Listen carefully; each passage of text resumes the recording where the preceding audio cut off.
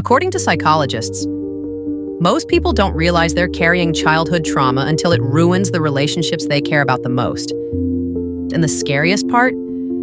It doesn't show up loudly, and it shows up quietly through the way you love, the way you argue, and the way you fear being hurt. Before we start, let me ask you this. Do you ever feel like you love deeply, but relationships still fall apart? And you can't explain why? Stick around, because number 9 is the one most people never realize is trauma. Let's jump in. 1. You fear abandonment. Children who grew up feeling unseen, ignored, or unloved often enter relationships terrified of being left. So you overthink texts, panic when someone pulls away slightly, always expect the worst. Cling tighter when you feel someone drifting. This isn't neediness. It's what psychologists call attachment anxiety, a survival response your childhood taught you. 2, you become a people pleaser.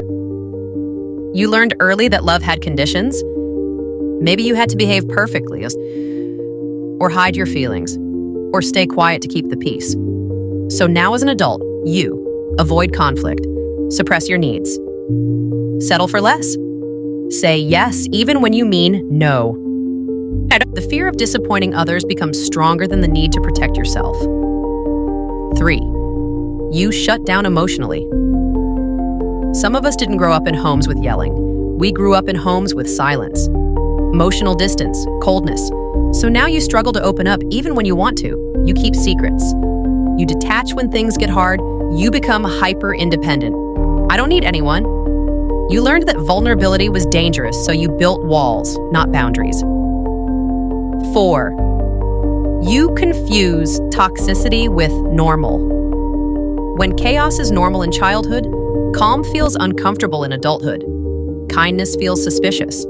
Consistency feels boring. Healthy love feels unfamiliar. This is not your fault. Your nervous system is conditioned to expect pain, even in peace.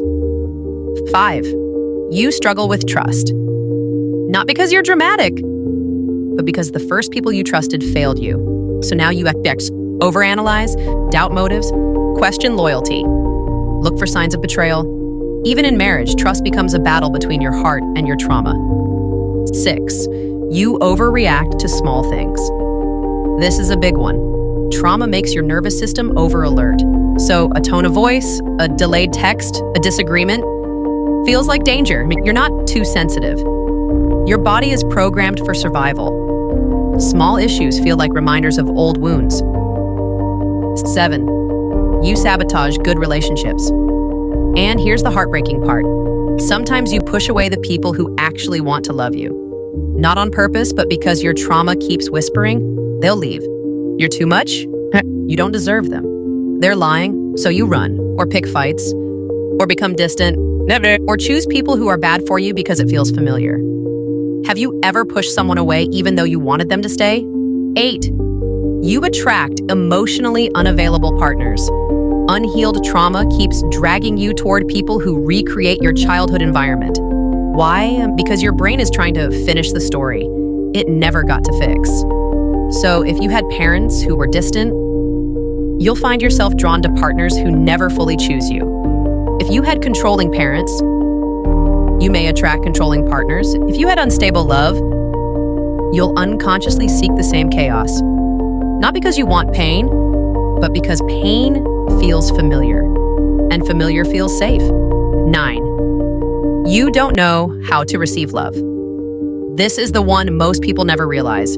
You know how to give love. You know how to sacrifice. You know how to care for others. No. But when someone tries to love you, you flinch. You pull back. You question it. You feel undeserving. Your childhood taught you to survive and not receive. So genuine love feels overwhelming. Do you struggle to believe someone honestly loves you, even when they show it?